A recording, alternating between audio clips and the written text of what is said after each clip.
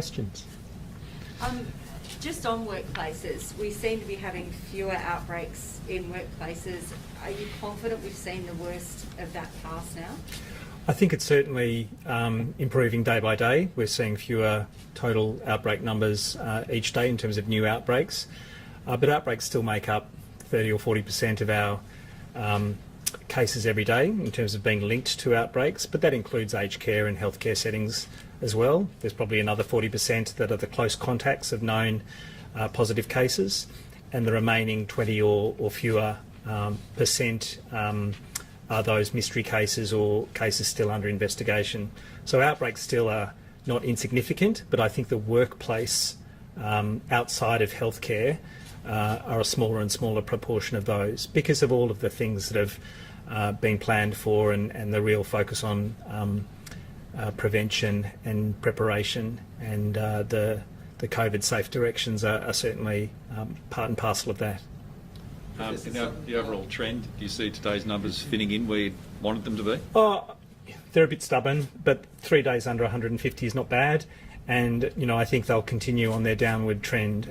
But we've said before, a single day or a few days even is not the whole picture. The 7-day average is continuing to come down, and I think it'll carry on into next week and beyond.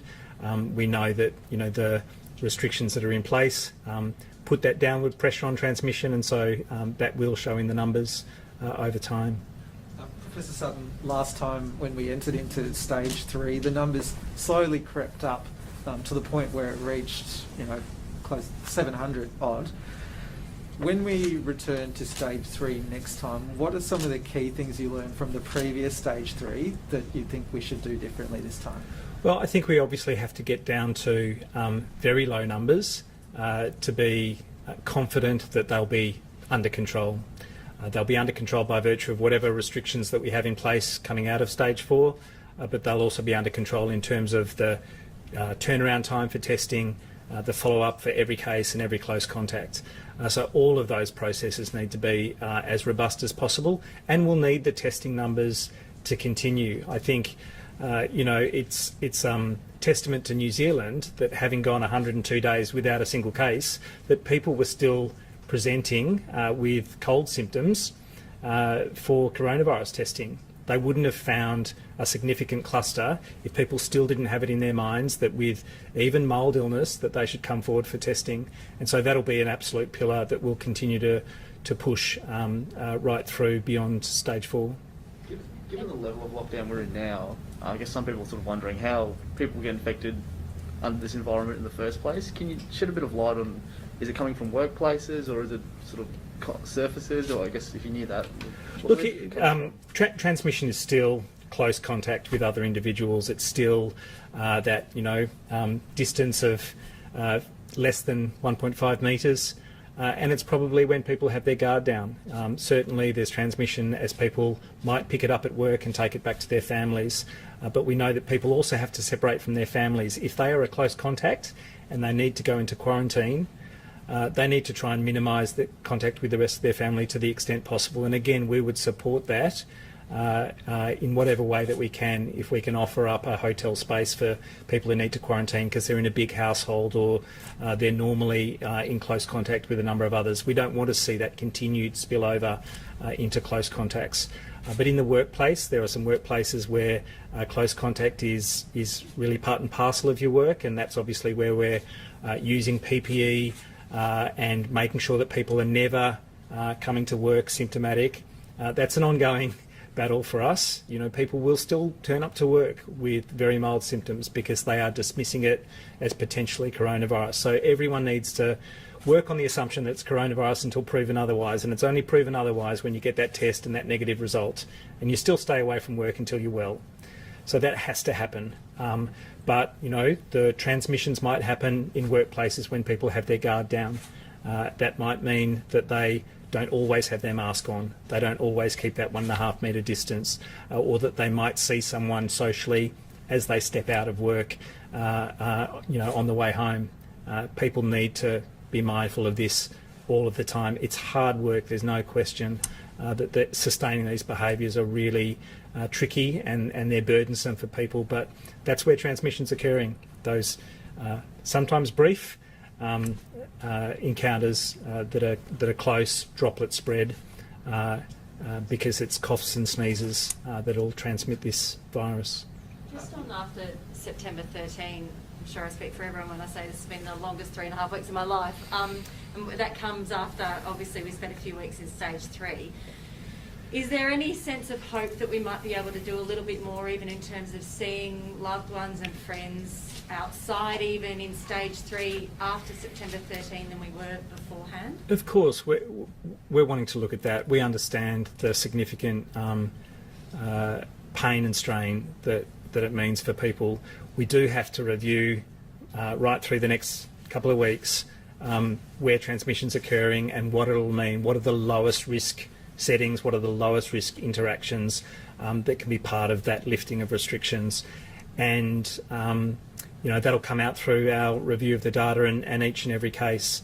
As we get lower and lower numbers, we'll get a richer picture there because we'll understand the very specific settings where that transmission might be occurring. But of course, we have to be mindful of how significant a psychological burden it is for people on mental illness, on domestic violence, and on access to healthcare. We don't want anyone not to access healthcare. That's part of our encouragement to say, yes, these restrictions are in place, but there are absolute exemptions from staying at home, which includes getting a test, seeing anyone for health purposes or emergency purposes. That should absolutely continue, and I want to emphasise that. Yesterday, the Prime Minister said Victoria's testing, tracing and quarantine arrangements had proven to be unacceptable.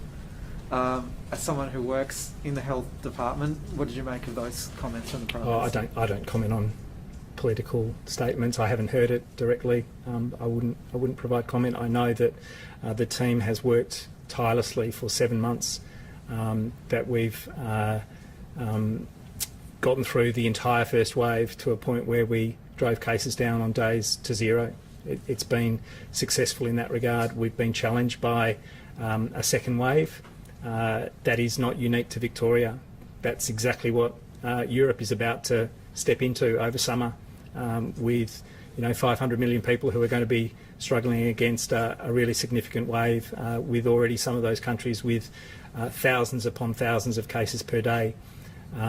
Victoria looks pretty good against some of those jurisdictions. I wouldn't ever say we should sit back on our laurels about where we're at and what we need to do going forward. But we've been pretty successful in relative terms for something that is globally extremely challenging. Last question, please. Did you ever get around to testing wastewater? You've talked about it before, and they've started doing it in Albury. Are we doing it in Victoria? Yeah, we're doing it across Victoria. There are samples being taken in wastewater for sewage surveillance purposes. I think we've said previously, now is not the time to really get data from it in terms of informing actions, because we're making the assumption that we've got transmission, across Metro Melbourne and in much of regional Victoria. It'll be most useful when we've got very low case numbers, where we kind of want proof of absence of virus, especially in regional areas.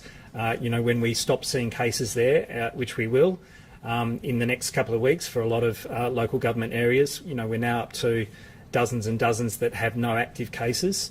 That will be an opportunity to test sewage, look at that wastewater, and if we've got a sensitive enough test, to be happy that if it's negative, then everyone within that sewage catchment is free of virus. So that'll be an opportunity for us to really check that our surveillance is going through both a clinical surveillance of cases, but also that wastewater to be an extra check that there are no cases out there. And maybe if we detect virus, that's the prompt for us to say, look, we know there's an active case in this community. It hasn't been notified. No one's tested positive. Here's a prompt for testing within that town or region because there's a case there, and they need to be mindful of the fact that everyone should come forward for testing so we can identify that individual and follow their close contacts as we would normally. Just on testing, are there certain suburbs or areas that you're worried about where the testing numbers are low that there might be undetected virus there? Certainly for regional Victoria, we're above the WHO standard for numbers of tests for every detected case. We're well above, so that's great, but it needs to be maintained. In Metro Melbourne, almost all LGAs are at a very good testing level. We do want to marry up the areas where the greatest transmission is occurring with the most testing. We can probably do better in that regard, but part of our dashboard now with publication of new exposure sites is also meant to be a prompt for people to get testing in some of those areas. So I expect that will lead to an uplift in testing in some of those areas. But we're always reviewing it. I couldn't tell you any particular LGAs at the moment that come to mind, but can come back to you on it as well. Has there been a uniform drop in the testing numbers, or is it certain spots have dropped more than others? No, it's pretty consistent. Obviously, if there are new outbreaks, if they have some prominence, then testing can pick up. But it's really been only the last few days that we've seen test numbers go below 20,000. Pretty ordinary weather, so it's not entirely unexpected. But we do want that very broad encouragement for people to come forward for testing. The transmission areas are still, Wyndham, Brimbank, in the north and west of Melbourne. So those are areas where people should especially be mindful of getting tested.